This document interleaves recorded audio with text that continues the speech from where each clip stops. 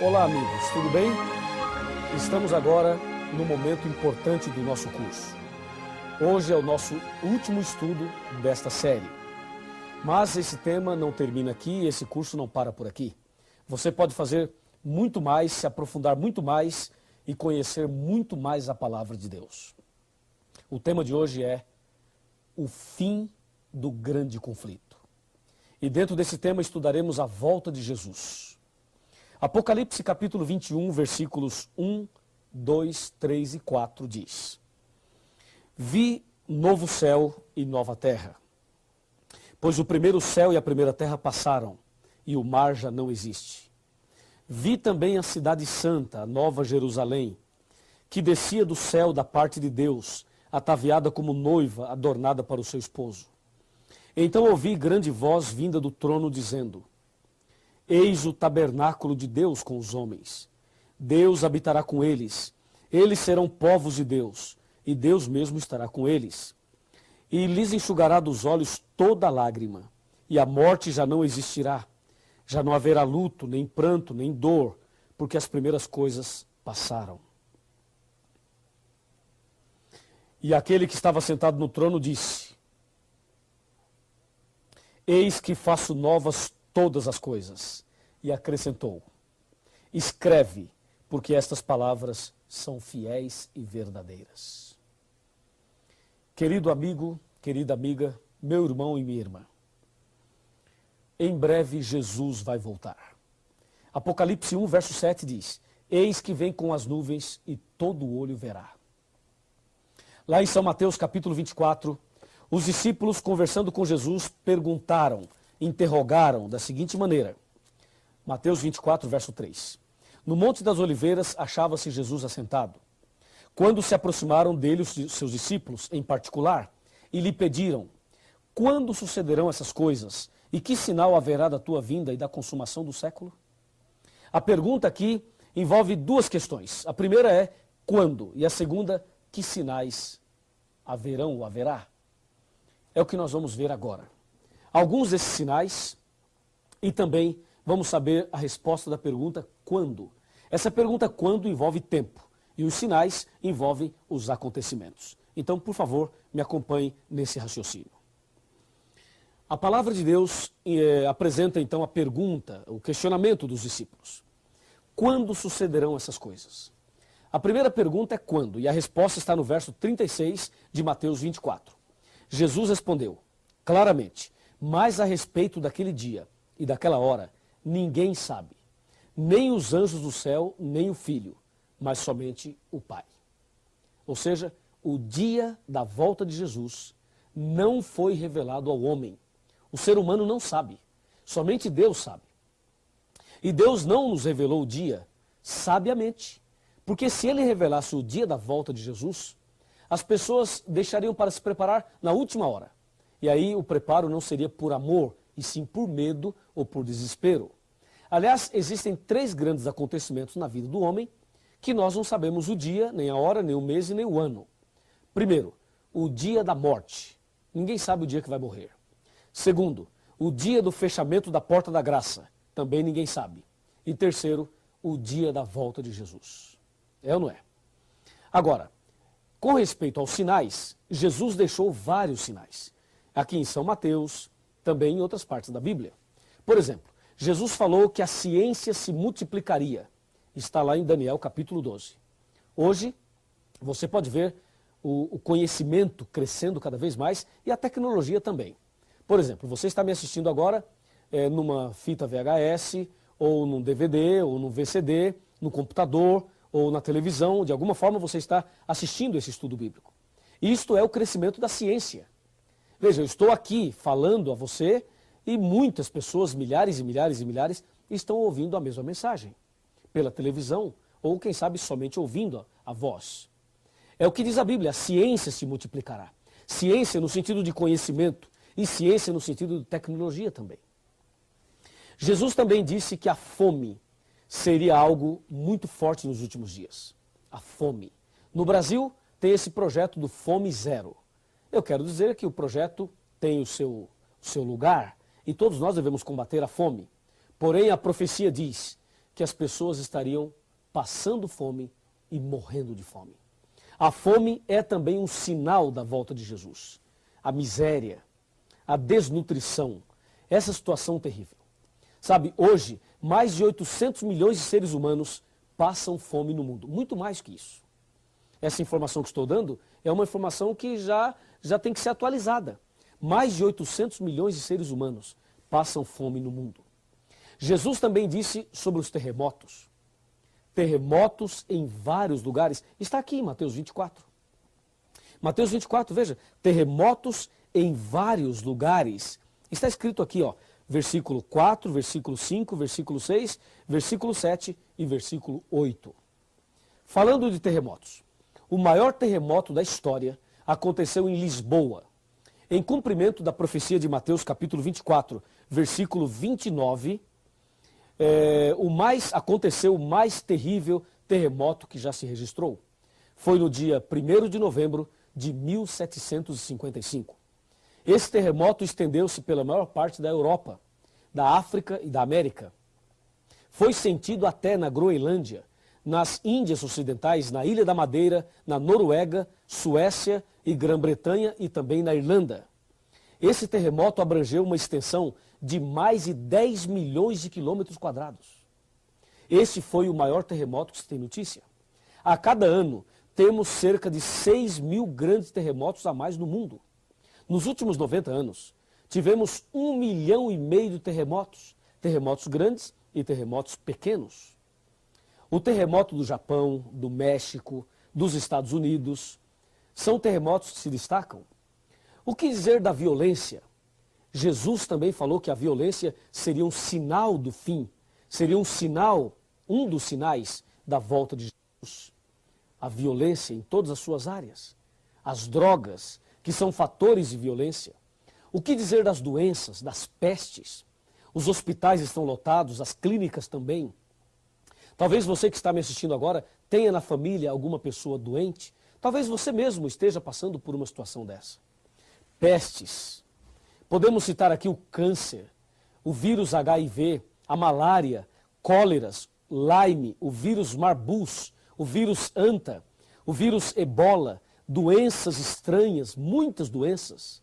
A cada dia, vários tipos de cânceres aparecem por aí e milhares e milhões de pessoas estão morrendo a cada dia. Um dos sinais mais fortes da volta de Jesus é a mornidão. A mornidão, isso tem a ver com as religiões. As pessoas que são religiosas, porém são mornas. Sabe, são membros de igreja, mas estão mais mortas do que vivas. Essa mornidão, as pessoas pegam a Bíblia, mas não tem vibração no coração, não tem alegria na vida, não vibra com a palavra de Deus. Há muita gente que tem nome de cristão, mas já morreu faz tempo. E se você que está me assistindo está espiritualmente morto, acorda, meu amigo. Jesus pode te ressuscitar hoje.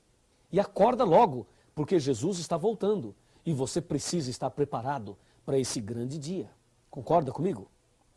A mornidão está em Apocalipse 3. Nem és quente nem frio, és morno. Esse é um sinal da volta de Cristo. E mais, em São Mateus capítulo 24, versículo 24, lemos: porque hão de surgir falsos cristos e falsos profetas. E no verso 7 diz: porque muitos virão em meu nome, dizendo, eu sou o Cristo, e enganarão a muitos. Sabe, de vez em quando aparece um aí, nos Estados Unidos, no Brasil, pessoas aí com a barba longa, cabelos longos, dizendo, eu sou Cristo, não sei o quê. Veja quanta conversa. E esses homens nem sequer conhecem a Bíblia. Estão falando aí por aí que é Cristo, que é isso, que é aquilo. E há outros por aí que são falsos profetas, que usam a Bíblia para enganar as pessoas, para pegar dinheiro das pessoas, para explorar as pessoas. Está assim, ó, de falsos profetas. Tome cuidado com essas pessoas. Siga o que diz a Bíblia e não siga o homem. Porque disse Jesus, maldito o homem que confia no homem. Jeremias 17, versículo 5. São sinais dos tempos. Surgirão falsos profetas, falsos cristos, fazendo prodígios, milagres, para enganar as pessoas. Um outro sinal da volta de Cristo foi o escurecimento do sol e da lua, que se deu no dia 19 de maio de 1780. O sol escureceu em pleno dia e a lua apareceu em forma vermelha como sangue. Um outro sinal é a queda das estrelas, conforme diz Mateus capítulo 24, versículo 29. Isto aconteceu no dia 13 de novembro de 1833. Isso ocorreu nos Estados Unidos, na América e também na Europa e em vários lugares do mundo. As estrelas começaram a cair por volta de 11h30 da noite, estrelas cadentes, meteoritos, em grande quantidade, como se fosse o fim do mundo. Mas não era. Era mais um sinal da volta de Jesus. Guerras. Guerras e rumores de guerras. Na Primeira Guerra Mundial, 20 milhões de pessoas morreram. Na Segunda Grande Guerra Mundial, 50 milhões de pessoas morreram. Além do conflito da Coreia, da Guerra do Vietnã, guerra entre Irã e Iraque, guerra de Indochina, da Argélia, da Bósnia, guerra das Malvinas, guerra do Afeganistão, guerra agora entre Estados Unidos e Iraque. Esse problema do terrorismo, guerras e rumores de guerras. O século XX foi o mais sangrento de todos. E o século XXI, nós já começamos presenciando uma guerra transmitida ao vivo pela televisão em rede mundial. Não é o fim do mundo? Com certeza é. E assim, presenciamos o famoso 11 de setembro, não é verdade? Quando aqueles aviões sequestrados atingiram as torres gêmeas das ilhas de Manhattan, nos Estados Unidos, matando milhares de pessoas. Aquilo ficou marcado na memória de todo ser humano. Mas não somente aquilo, a retaliação, o retorno americano a esses países supostamente envolvidos na guerra. E assim, pessoas simples, pessoas comuns, crianças, mulheres são atingidas nestas terríveis guerras. Com certeza, podemos presenciar os sinais da volta de Jesus. Jesus está voltando, amigo. Em breve, Cristo aparecerá nas nuvens dos céus. E a Bíblia nos adverte. A Bíblia diz que surgirão falsos cristos, ou seja, o diabo vai tentar imitar a volta de Cristo. Em São Mateus capítulo 24, versículo 27, está escrito: se alguém vos disser, eis que ele está aqui, ali ou acolá, não acrediteis. O diabo vai tentar imitar a volta de Cristo, mas Cristo virá nas nuvens dos céus e todo olho verá. Ele virá de uma forma visível. O diabo, quando aparecer por aí imitando a volta de Cristo, ele vai andar na terra, vai fazer alguns milagres por aí e não será visto por todos ao mesmo tempo, a não ser pela televisão. Mas isto está errado. Jesus aparecerá nas nuvens dos céus, todo olho verá e Jesus não vai pisar na terra. Vejamos alguns detalhes importantes.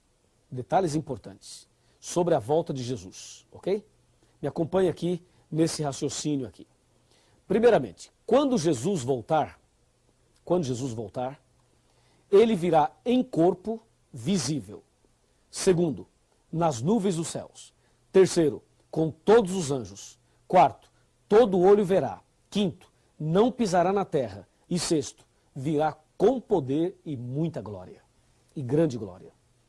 Quando Jesus vai voltar? Guilherme Miller disse que Jesus voltaria em 1844. Jesus não veio. Depois, a Sociedade Torre de Vigia disse que Jesus viria em 1914. Jesus também não veio. Teve a Primeira Guerra Mundial.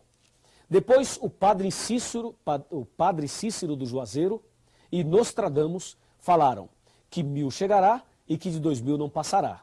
Erraram feio, porque já passou 1000 e já passamos do ano 2000. Estamos em 2004. E Jesus não veio. E o que Jesus mesmo disse? Jesus disse: o dia e a hora ninguém sabe. Para que voltará Jesus? Primeiro, para buscar aqueles que o aceitarem como Salvador pessoal. Que bênção. Segundo, para dar fim ao sofrimento. Terceiro, para prender Satanás. E quarto, para estabelecer o seu reino eterno. O que acontecerá quando Jesus voltar? Haverá a morte dos ímpios, haverá o arrebatamento e a transformação dos justos, haverá a ressurreição dos que morreram em Cristo, tudo que há na terra será destruído e a terra ficará vazia e escura por 1000 anos. É preciso entender não somente isto, mas é preciso entender mais. Me acompanhe agora para a parte final deste importante estudo. Vamos comigo. Você agora sabe como será a volta de Jesus. E você também sabe o cuidado que deve ter com os falsos cristos e os falsos profetas. Então, quais são os passos que você deve dar para estar preparado para a volta de Jesus? São 5 passos. Me acompanhe. O primeiro passo que você deve dar, primeira decisão, é estudar a Bíblia Sagrada. E isso você está fazendo. Segundo passo, aceitar Jesus como Salvador pessoal. E isto você também já aceitou. Terceiro passo, aceitar e guardar os 10 mandamentos. Eu creio que você também já aceitou isto. Quarto passo, ser batizado. Ser batizado na igreja verdadeira. E último passo, permanecer firme na fé, aconteça o que acontecer, até o fim. Repetindo, estudar a Bíblia, aceitar Jesus, guardar os 10 mandamentos, ser batizado e permanecer firme na fé. Você gostaria de dar esses passos todos? Com certeza sim. Aí, Jesus vai voltar nas nuvens dos céus. Quando ele voltar, vai nos levar para o céu. O povo de Deus vai para o céu. Os ímpios irão morrer. Aí vai passar 1000 anos. Depois dos 1000 anos, vai descer do céu a cidade santa, a Nova Jerusalém. Aí os ímpios que ficarem mortos ressuscitarão. E no final do milênio haverá então a sentença final. Para o grupo da direita, Jesus vai dizer, vinde benditos de meu Pai. Para o grupo da esquerda, Jesus vai dizer, apartai-vos de mim. Naquele momento, cada ímpio, cada pessoa que vai se perder, poderá assistir o filme da sua própria vida. Cada pessoa irá ver todos os momentos e oportunidades que eles tiveram. É como se estivesse da sua própria vida. E todos verão as chances que tiveram. E aí todos os ímpios que irão se perder reconhecerão que Deus é justo, que Deus é perfeito e que Deus é amor. Depois que todos olharem e assistirem as cenas da vida, não haverá dúvida nenhuma. Não haverá. E naquele instante, as pessoas poderão ver, inclusive, este momento. Porque este momento está sendo filmado e registrado por Deus. Se você se perder, verá esta cena naquele dia. Se você perder sua salvação, não vai dizer que não sabia e que não teve chance. Porque você sabe e está tendo a chance agora. Entendeu? Aí depois que todos assistirem o filme da própria vida, inclusive Satanás vai ver o filme da vida dele, e com certeza o filme da vida dele é um filme de terror. Então naquele instante, todo joelho se dobrará diante de Jesus. E vai se cumprir Filipenses 2, capítulo 2, em que diz, todo joelho se dobrará diante de Cristo, porque ele recebeu um nome que está acima de todos os nomes. Imagina, todo mundo se curvando diante dele. O próprio Satanás irá se ajoelhar e reconhecer que Deus é amor. Na verdade, no processo do juízo e no processo do conflito, o que estava em jogo era também o caráter de Deus. Deus se deixou julgar. Deus também fez o nosso julgamento, mas ele se deixou julgar. E no final do conflito, ficará claro que Deus é amor. E todo joelho então se dobrará. Logo após isso, vai acontecer uma coisa emocionante. Terrível e emocionante.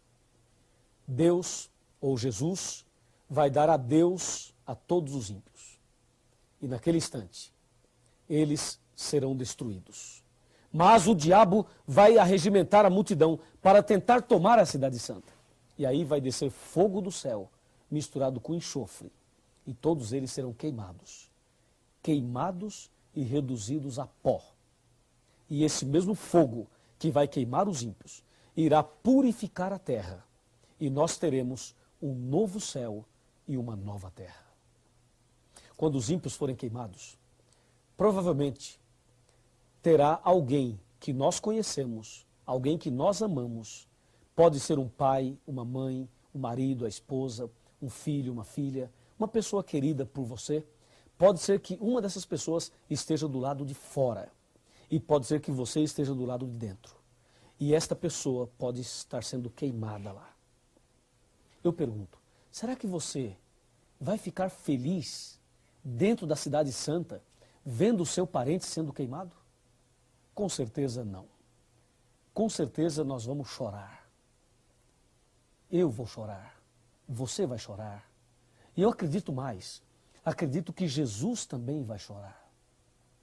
Porque diz a Bíblia que Deus não tem prazer na morte do ímpio. Não tem. E naquele momento vai se cumprir Apocalipse 21, versículo 4, que diz: e Deus enxugará dos seus olhos toda lágrima, a última lágrima, e a morte já não existirá. Já não haverá mais pranto, nem clamor e nem dor. O conflito chegou ao seu final. O diabo foi queimado. Os ímpios foram queimados. E Deus nos dará um novo céu e uma nova terra. Gostaria de apresentar a você a última citação desse estudo. Me acompanhe. Essa última citação é incrível. Eu gostaria que você acompanhasse atentamente. Está bem aqui. Você poderá assistir atentamente esta citação. Você poderá ler comigo. O grande conflito terminou. Pecado e pecadores não mais existem. O universo inteiro está purificado. Uma única palpitação de harmonioso júbilo vibra por toda a vasta criação. Daquele que tudo criou, emanam vida, luz e alegria por todos os domínios do espaço infinito.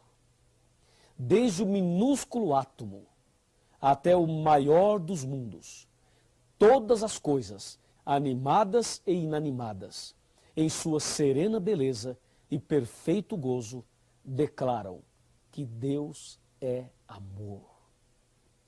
Está no livro Grande Conflito, de Ellen White. No livro Grande Conflito.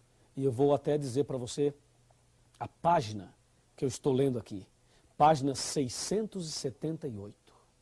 Eu estou arrepiado só de ler que o grande conflito terminou. Para que naquele dia você não tenha que se curvar diante de Deus, diante de uma pressão, porque você não tem outra saída.